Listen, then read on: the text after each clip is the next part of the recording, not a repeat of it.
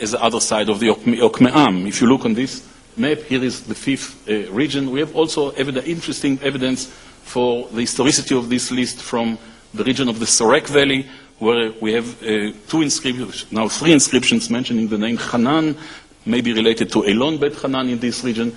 So, in my view, this list should be taken seriously, and perhaps what we see at Bet She'an, those massive buildings that we saw at Bet She'an, and the early Iron 2A city that we saw at Rehov in the 10th century BC, should be related to this list and to this situation in the 10th century BC. Let us turn now to the question of destructions. We have at Tel Rehov a series of destructions, of heavy destructions. One of them, as I said, is the destruction layer that put an end to the apiary, to the Green City, the fifth stratum 5. Part of the city was destroyed heavily, other parts were continued in use.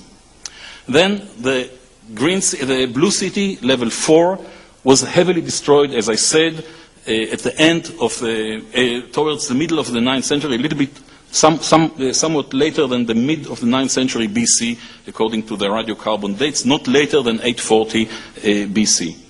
Who were the agents of this destruction?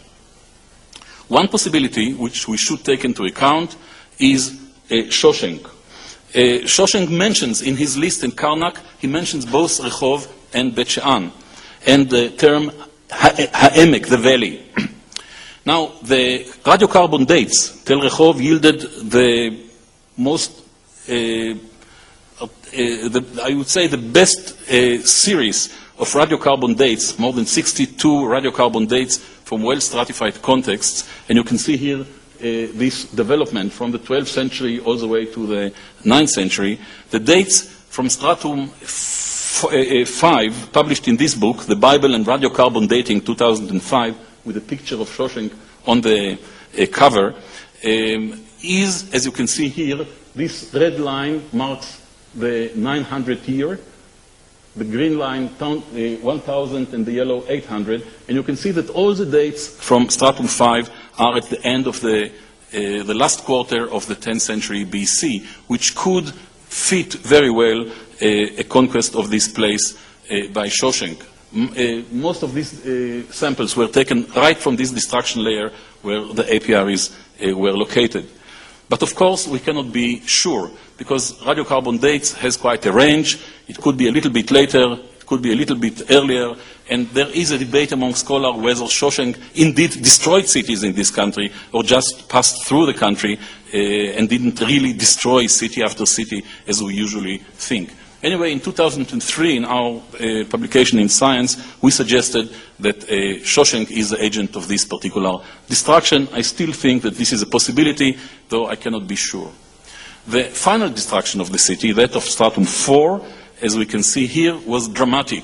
We can see huge destruction layers everywhere. Each one of the houses was burnt heavily.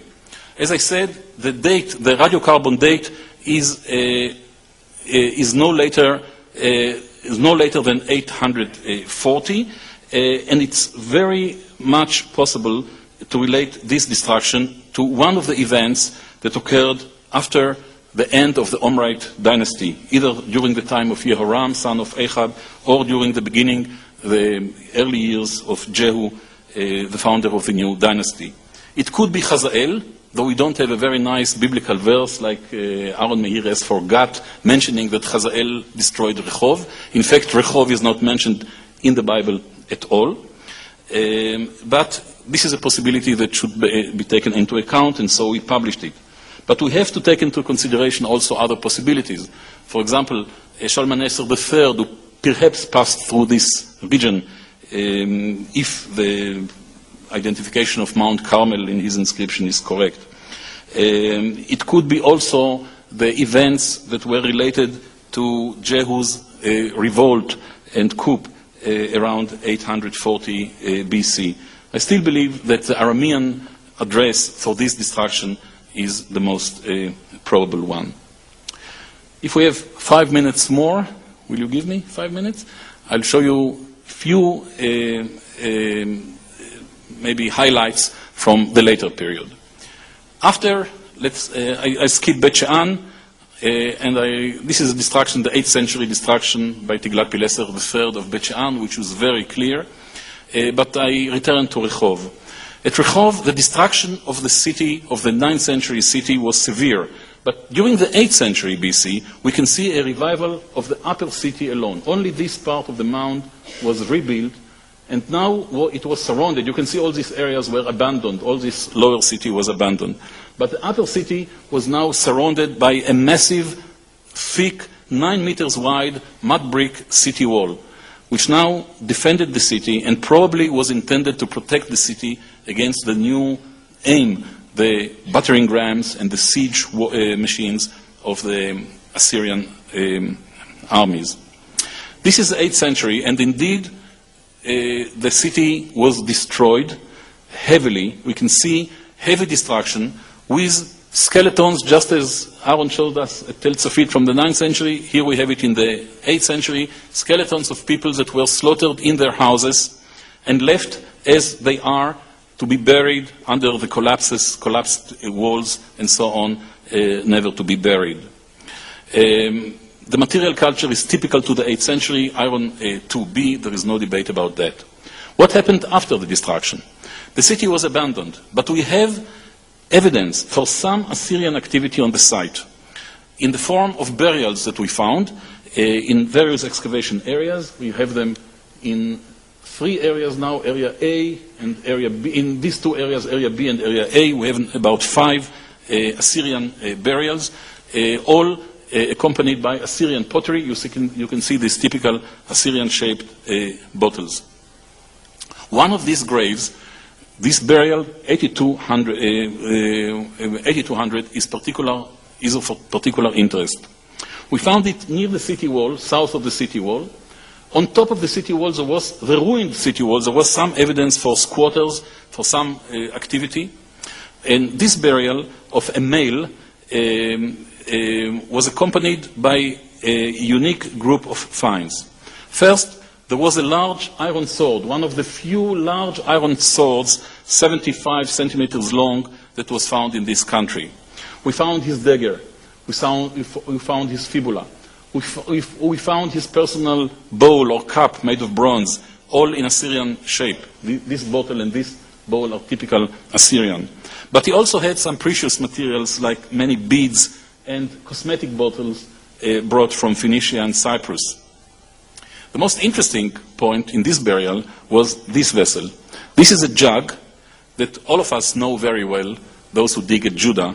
It is very typical to Jerusalem, Lachish, and Judea in the 8th and 7th centuries BC, the Judean decanter. And on top of its shoulder here, we have this incision, which is so characteristic to Judean vessels. We have 4 or 5 examples like this at Beersheba, at Lachish, and Jerusalem, and other sites.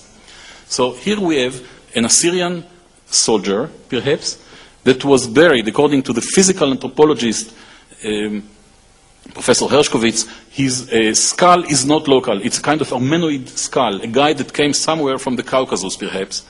He probably fought in Judah, and somehow this particular jug from Judah came to be found in his burial at Tel Rehov in the late 8th century BC. On his chest, we found this seal, and this is the end of this particular talk. The seal of a guy called Ali Am. It will be published by Professor Achituv, who thinks that the meaning of the name, this is a unique name, unknown to us from the Bible or from any other West Semitic inscription.